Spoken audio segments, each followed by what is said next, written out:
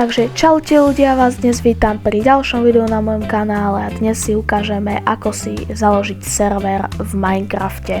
Ako prvý krok otvoríte si prehliadač, či už Google alebo Microsoft, no a napíšete si doňho, že Aternos. Dáte si, že Enter, vyhľadať a vyhodí vám to toto, čiže na toto si kliknete. Objaví sa vám táto úvodná stránka, kliknete si na play. No a ja už som tu zaregistrovaný, ale ešte predtým sa vám objaví táto úvodná stránka, kde sa musíte zaregistrovať, ja vám to ukážem. No a keď sa zaregistrujete, tak vám to vyhodí takéto políčko s tým, že tu nebudete mať tento server samozrejme, ale budete tu mať, že vytvoriť si server, ktorý kliknete na to, že vytvoriť. Kliknete na vytvoriť a budete tam mať približne toto. No a potom si už iba kliknete na vytvoriť, no a potom sa vám zobrazí taká plocha.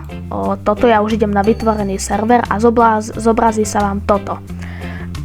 Takáto plocha, no a budete tu mať, že možnosti a tak, no ale ak chcete, aby vám server išiel, tak musíte ísť do možností. No a teraz záleží, že či máte T-Launcher alebo originálny Minecraft, a keď máte T-Launcher, tak musíte ísť do možností a tuto máte, že kreknuté a to si musíte odfajknúť. Kreknuté si musíte odfajknúť, toto už je na vás, tieto ostatné, ale kreknuté si musíte odfajknúť. Bielu listinu si môžete alebo nemusíte, ako chcete.